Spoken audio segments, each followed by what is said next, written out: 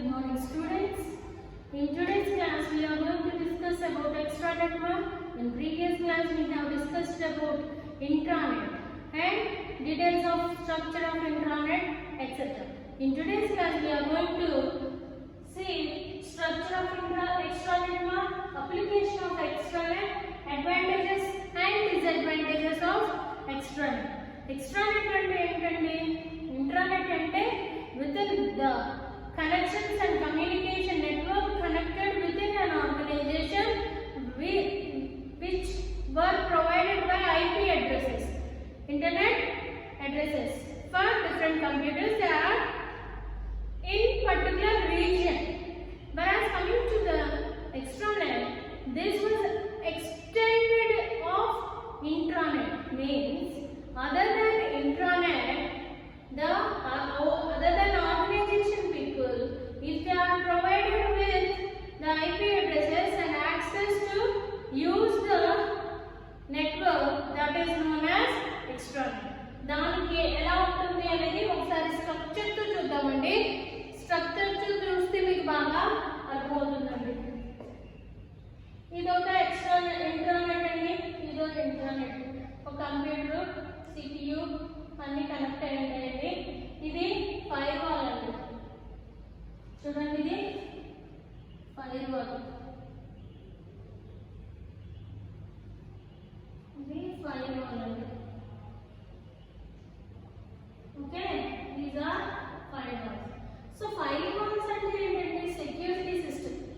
ఈ firewall దాటుకుని మనకి బయటికి మన కాన్ఫిగరేషన్ వెళ్ళకుండా ఉండే ఒక సెక్యూరిటీ సిస్టమ్ అండి. సో ఇది సేఫ్ గార్డ్ చేస్తూ ఉంటుందండి. సో ఈ రెండు ఇంట్రానెట్స్ ని టర్నింగ్ ఇంట్రానెట్ ద్వారా, ట్యూనింగ్ ఇంట్రానెట్ ద్వారా అంటే యాక్సెస్ తీసుకుని, ఓకేంటి, ఈ రెండింటిని యాక్సెస్ తీసుకుని మనం బయట వర్చువల్ ప్రైవేట్ నెట్వర్క్ అంటారు. అంటే with the help of VPS, virtual private networks. ఇది అంటే రెండు విధాలుగా చెప్పుకొచ్చింది. If at all we are having completely a network, దానికి మీకు ఎగ్జాంపుల్ గా ఏం చెప్పగలను అంటే, ఫర్ ఎగ్జాంపుల్ మీరు కంప్లీట్ ఒక బ్రాడ్బ్యాండ్ ఏం చేసుకున్నారంటే BSNL బ్రాడ్బ్యాండ్ తీసుకుని మీ కంపెనీకి, ఇక్కడున్న కంపెనీకి మొత్తం నెట్వర్క్ దాంతో కనెక్ట్ చేయించుకున్నారనుకోండి. అలాగే ఆ కంపెనీ యొక్క బ్రాడ్బ్యాండ్ మీరు బయట ఎవరికి ప్రొవైడ్ చేయాలనుకుంటున్నా వాళ్ళకి BSNL దాంతో ఆ బ్రాడ్బ్యాండ్ ఫైబర్ నెట్తో మేము కనెక్ట్ చేయించుకున్నాం అనుకోండి. కంప్లీట్ లైన్ వేసుకోవాలి. ఎవరికి? ఇక్కడ ఇంట్రానెట్కి, ఆర్గనైజేషన్లో ఇంట్రానెట్కి, బయట ఎవరైతే ప్రొవైడ్ చేస్తున్నారో, బయట ఎవరితో కమ్యూనికేట్ అవ్వాలనుకున్నారో వాళ్ళకి కూడా ఒక కంప్లీట్ నెట్వర్క్ వేసుకోవాలి. కారణం అది costly, it is much costlier when compared to this. So మనం ఏం చేస్తారంటే ఎక్కువగా వర్చువల్ ప్రైవేట్ నెట్వర్క్ ద్వారా కనెక్ట్ అవుతూ ఉంటారండి. ఎవరు కనెక్ట్ అవుతూ ఉంటారు? ఇది ఒక ఆర్గనైజేషన్ అనుకోండి, సప్లయర్స్ కనెక్ట్ అవ్వచ్చు, డిస్ట్రిబ్యూటర్స్ కనెక్ట్ అవ్వచ్చు, కస్టమర్ కనెక్ట్ అవ్వచ్చు. ఓకే అండి, they can access this intranets with the help of tunneling, tuning intranet. Okay, వాళ్ళకి యాక్సెస్ ఇవ్వడం అనేది జరుగుతుంది. ఇప్పుడు ఎక్స్ట్రానెట్ అంటే ఎక్స్టెన్షన్ ఆఫ్ ఇంట్రానెట్ అండి. ఇంట్రానెట్ లో బయట వాళ్ళు రావడానికి వీలు లేదు, బట్ ఇక్కడ మనం యాక్సెస్ ప్రొవైడ్ చేసి వాళ్ళకి అథెంటికేషన్ అంటే మన నెట్వర్క్ లోకి రావడానికి అథెంటికేషన్ అనేది మనం ప్రొవైడ్ చేస్తూ ఉంటామండి. మనం చాలా డిఫరెంట్ నెట్వర్క్స్ వాడుతున్నామండి. ఇప్పుడు మీరు మామూలుగా ఇంటర్నెట్ కనెక్షన్ కోసం అయితే యాపిల్ ఫైబర్ నెట్ అంటారండి, అలాగే డిజిటల్ ఫైబర్ నెట్స్ అంటారు. ఇలా డిఫరెంట్ ఫైబర్ నెట్స్ వేసుకుని జియో బాగా ఎక్కువగా వాడేది ఇప్పుడు జియో. ఇలా ఏం చేస్తున్నారండి, వాళ్ళు డిఫరెంట్ ఫైబర్ నెట్స్ ని ద్వారా మనం కనెక్ట్ అవ్వచ్చు. ఓకే అండి, కనెక్ట్ అయ్యి మనం వేరే వాళ్ళకి ఎవరికి యాక్సెస్ ఇవ్వాలనుకుంటున్నారో వాళ్ళకి మాత్రమే యాక్సెస్ ఇస్తున్నామండి. ఇక్కడ గుర్తుపెట్టుకోండి, ఇంటర్నెట్ కాదండి, ఎక్స్ట్రానెట్ అంటే మనం అథెంటికేషన్ ఎవరికి ఇస్తున్నామో వాళ్ళ మాత్రమే యాక్సెస్ అవుతారండి.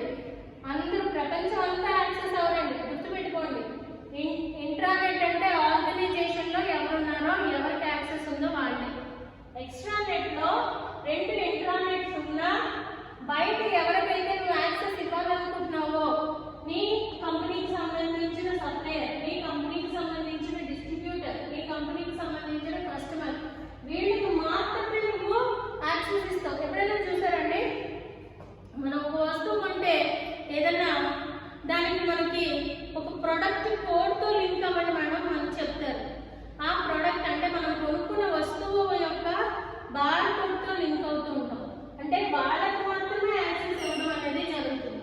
Okay, that is known as extranet అండి. అర్థమైంది అనుకుంటున్నాను. Extranet is extension of intranet with authorized persons.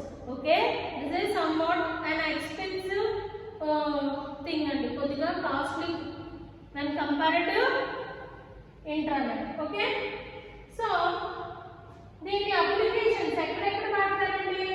Business promotions, మనకి మంచిగా మన బిజినెస్ ని ప్రమోట్ చేసుకోవడం కోసం వాడతారు. కస్టమర్ ఇక్కడ మీరు చూస్తే సప్లయర్స్, డిస్ట్రిబ్యూటర్స్, కస్టమర్స్ అన్నాను నేను.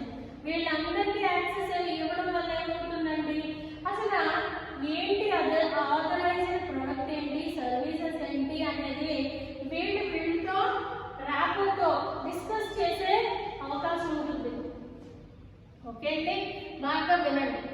ఎప్పుడైతే వీళ్ళతో డిస్ట్రిబ్యూటర్స్, సప్లయర్స్ వీళ్ళతో సమన్వయం పొందుతున్నారో, కమ్యూనికేషన్ ఉందో, they will explain each and everything to the organization. Sir, this is what happening outside, this is what the competition is, this is how the market field is.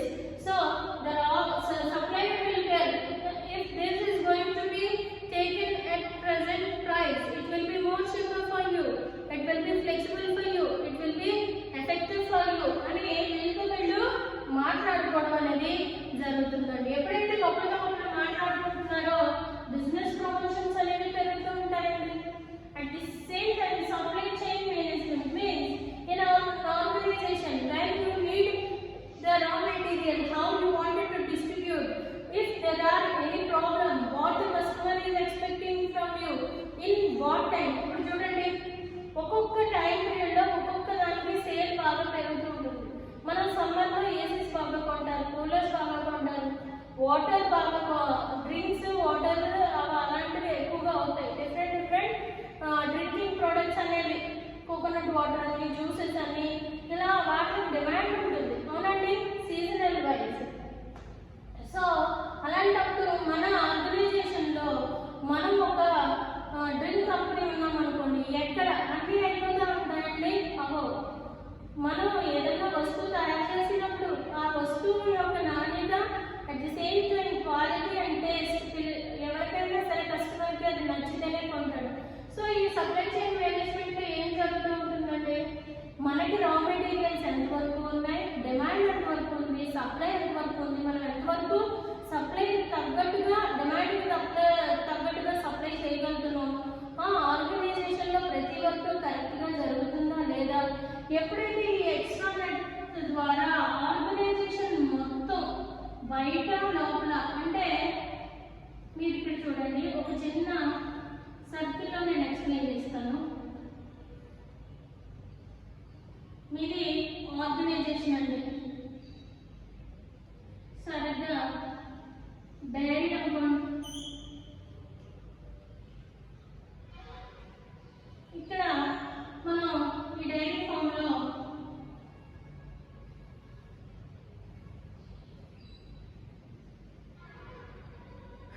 Different products ఉన్నాయి, dairy products. ఈ dairy products అన్నిటినీ తయారు చేయడానికి మనం different places నుంచి మనం milk తెచ్చుకుంటాం అనుకోండి, విలేజెస్. ఓకే, దీన్ని డిస్ట్రిబ్యూషన్ చేయాలి,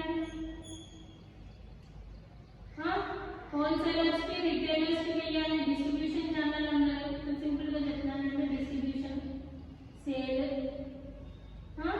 స్టోరేజ్, వేర్ హౌసింగ్, ఇన్ని ఉన్నాయి కదండి.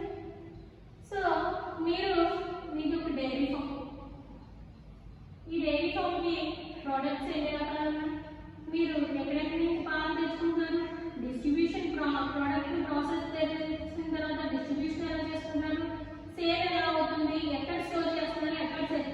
డిఫరెంట్ డిఫరెంట్ డిపార్ట్మెంట్స్ ఉన్నాయండి, ఉన్నాయా లేదా? ఉన్నాయి. ఈ ప్రోడక్ట్ తయారు చేసేది ఏమవుతుందండి, ఇక్కడ అంటే ప్రోడక్ట్ తయారు ఐస్ క్రీమ్ తయారు చేస్తుంది, డైరీలో ఐస్ క్రీమ్స్ తయారు చేయొచ్చు, మిల్క్ ప్రొడక్ట్స్ తయారు చేయొచ్చు, కర్డ్ తయారు చేయొచ్చు, పన్నీర్ తయారు చేయొచ్చు, స్వీట్స్ తయారు చేయొచ్చు. డైరీతో ఏమేమి ప్రొడక్ట్స్ తయారు చేయగలుగుతారో అన్నీ చేయొచ్చు. ఇది ఏంటవుతుంది అన్నప్పుడు ప్రొడక్ట్స్ తయారు చేసే ప్లేస్ ఏమవుతుందండి, అది కంపెనీ మిషనరీ వర్క్ జరుగుతుంది, ఎక్కడైతే వర్క్ జరుగుతుందో కంపెనీ అండి. ఓకే, ఇది ఎక్కడి నుంచి అయితే మేము ఈ వస్తువులు తెచ్చుకుంటున్నాము, విలేజెస్ అంటే పాలన్నీ ఒక చోట మనం కొన్ని వేల మన దగ్గర కొన్ని వేల పాలు ఉండొచ్చండి, కానీ మనకి చాలా కొన్ని వేల లీటర్ల పాలు కావాలి కాబట్టి బయట నుంచి కూడా తీసుకుని వస్తూ ఉంటాం. అలాగే ఎక్కడ స్టోర్ చేస్తాం దాన్ని ఏమంటే వేర్ హౌసింగ్, సేల్స్ ఎలా ఉంది డిస్ట్రిబ్యూషన్. ఈ ఒక్కొక్కటి అన్ని ఒకే చోట ఉంటాయండి, ఉండొచ్చు ఉండకపోవచ్చు. There is a chance of staying at one place, there is a chance of not staying at one place. Chances are 50-50. We can put everything at one place, we can't put everything at one place. It depends on the circumstances and how large the big, how large the company is, business is. Okay, so వీళ్ళు ఒకరితో ఒకరు communicate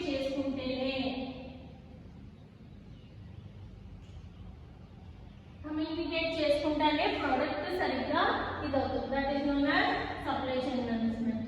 customer service చూడండి, మనం different products కొంటున్నామా లేదా? For example ఆక్వాచెక్ అనే ఒక blood test machine కొనండి. కొన్నప్పుడు మీ రిజిస్ట్రేషన్ మీరు కొన్న తర్వాత అందులో ఒక రిజిస్ట్రేషన్ ఫామ్ ఉంటుంది. ఆ ఫామ్ అంతా ఆన్లైన్లో with the help of that barcode and barcode type on the product we have to register in that application. అప్లికేషన్స్తో రిజిస్టర్ అయిపోయిన వెంటనే ఏమవుతుందండి, ఢిల్లీలో ఉన్న మెయిన్ బ్రాంచ్లో మన అప్లికేషన్ రిజిస్టర్ అవుతుంది. మనకి వారంటీ పీరియడ్ ఎంత ఉంది, మనం ఎన్ని సంవత్సరాలు పేషెంట్ ఆ అప్లికేషన్లో పేషెంట్ డీటెయిల్స్ మెడికల్ హిస్టరీ అంతా రికార్డ్ అయ్యి ఉంటుంది. ఎప్పుడైనా మనకి ప్రాబ్లం వచ్చినప్పుడు we can call to that particular member provided on the product and ask them for the services. Okay ma, that is also one of the application. Drives applications, wholesalers, retailers, distributors, ఇలాంటి different పీపుల్తో ఉన్న warranty ఇస్తున్నారు, guarantees ఇస్తున్నారు, service providing, ఇవన్నీ divorce applications అంటారు. Product అమ్మడమే కాకుండా, తయారు చేయడమే కాకుండా మనకు వారంటీ, గ్యారంటీ ఇవన్నీ ఉన్నాయి చూసారా, అవన్నిటిని ఆర్గనైజ్ చేయడాన్ని డైవర్స్ అప్లికేషన్స్ అంటారు. ఈ ఎక్స్టర్నెట్ వల్ల అడ్వాంటేజెస్ ఏమున్నాయండి, improves customer service.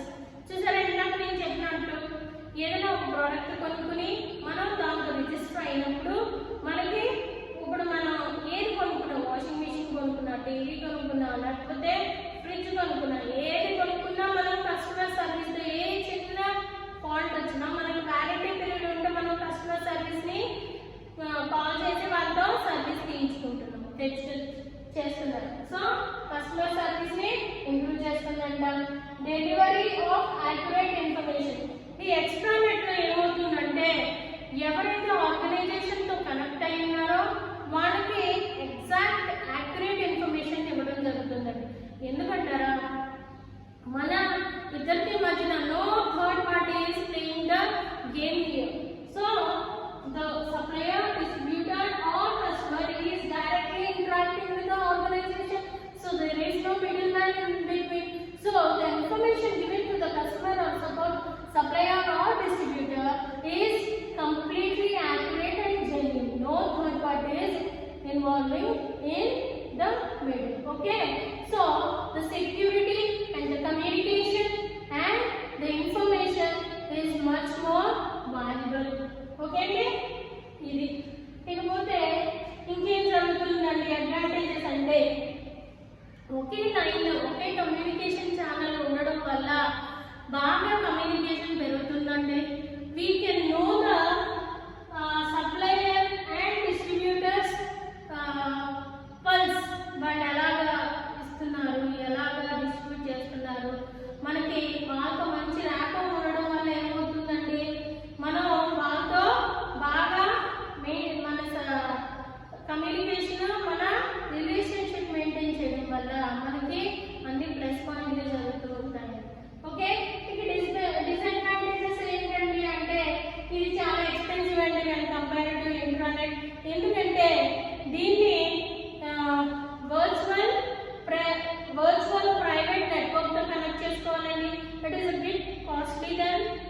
Other things and security can be big concern.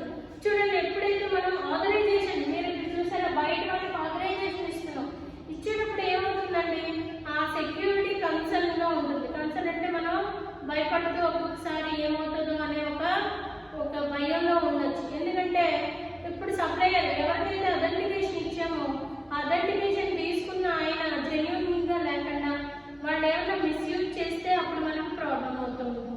So security can be a big concern. Fraud may be possible. ఎవరు ఇప్పుడు మనకి సప్లయర్స్, డిస్ట్రిబ్యూటర్స్, కస్టమర్స్ కి మనం యాక్సెస్ ఇవ్వడం వల్ల ఏమవుతుందండి, వాళ్ళు ఫ్రాడ్ చేసే ఛాన్సెస్ ఉంటాయి. అలాగే ఇక్కడ ఎంప్లాయీస్ అందరూ టెక్నికల్ గా నాలెడ్జ్ పీపుల్ ఉండాలండి. అర్థమైందండి? అన్ఎడ్యుకేటెడ్ కానీ దాని గురించి పూర్తిగా తెలియని వాళ్ళని కానీ మనం ఇక్కడ ఎంప్లాయీస్ గా చేసుకోలేము. That is also a bit expensive. At the same time, extranet becomes more complicated these days because intranet is taking more places. అర్థమవుతుందండి?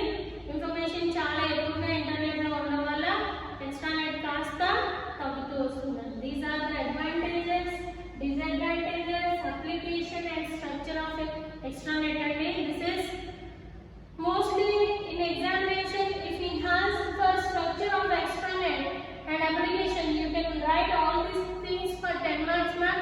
If he asks for 5 marks by the structure or application, you can give a brief description for that. In notes I will give both short and long answers. Okay, thank you.